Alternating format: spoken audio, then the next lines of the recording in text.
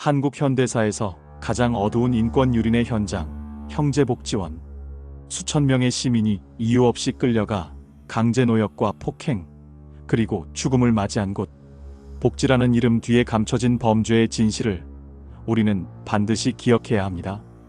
1970년대 한국은 급격한 산업화와 도시화 속에서 사회적 갈등이 심화되었습니다. 거리에서 생활하는 사람들은 불황자로 낙인 찍혔습니다. 가정 형편이 어려운 청소년, 고아, 심지어 학교를 마치고 귀가하던 학생들까지 단속 대상에서 벗어나지 못했습니다. 1975년 내무부 훈령 410호. 이 훈령은 경찰과 지방정부가 불황인이라는 이름으로 시민을 강제로 연행할 수 있도록 허용했습니다. 적법 절차도 재판도 없었습니다. 단속의 기준은 모호했고 결국 거리에서 보인다는 이유만으로도 누구든 끌려갈 수 있었습니다. 그들이 향한 곳이 바로 부산의 형제복지원. 복지시설이라는 이름을 가졌지만 그곳은 복지와는 거리가 먼 곳이었습니다. 강제로 끌려간 이들이 마주한 현실은 감옥보다 더 참혹했습니다. 형제복지원 담장 안의 하루는 새벽 5시 군대식 기상 나팔로 시작됐습니다. 곧바로 이어진 것은 노동과 폭행, 그리고 굶주림이었습니다. 시설 안에는 여러 개의 공장이 운영되고 있었습니다. 아이들과 어른 할 것 없이 모두가 강제로 일을 해야 했습니다. 나무 가구를 만들고 벽돌을 찍고 철공소에서 쇠를 다듬었습니다. 그 과정에서 다쳐도 치료는커녕 오히려 구타를 당했습니다. 반항하거나 지시에 따르지 못하는 이들은 무자비하게 맞았습니다. 도망을 시도한 사람들은 붙잡혀 공개적으로 처벌을 받았습니다. 일부는 끝내 돌아오지 못했습니다. 공식 기록으로만 500명이 넘는 사람들이 이곳에서 사망했습니다. 그러나 최근 조사에서는 그 수가 600명을 넘는 것으로 확인되었습니다. 죽음의 원인은 영양실조, 폭행, 의료방치, 그리고 안매장까지. 이곳은 더 이상 복지가 아닌 국가가 방조한 범죄의 소굴이었습니다.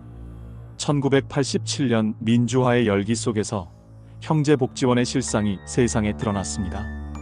한 검사와 일부 언론이 피해자들의 증언을 세상 밖으로 알렸습니다. 수십 년 동안 가려져 있던 참혹한 진실이 처음으로 공개된 순간이었습니다. 그러나 권력의 벽은 높았습니다.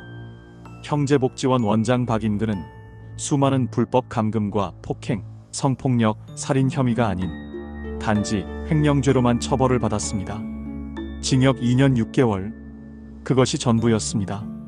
국가는 책임을 외면했고 경찰과 행정기관의 무기는 처벌받지 않았습니다. 피해자들은 오히려 불황인이라는 낙인 속에서 다시 사회의 차별과 편견을 견뎌야 했습니다. 그들의 목소리는 법정에서 외면당했고 진실은 침묵 속에 묻혔습니다. 그러나 진실은 끝내 사라지지 않았습니다.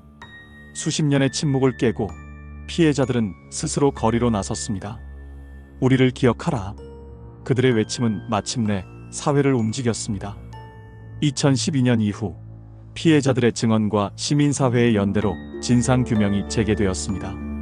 그리고 2022년 진실화해위원회는 형제복지원 사건을 국가가 개입한 중대한 인권침해로 규정했습니다.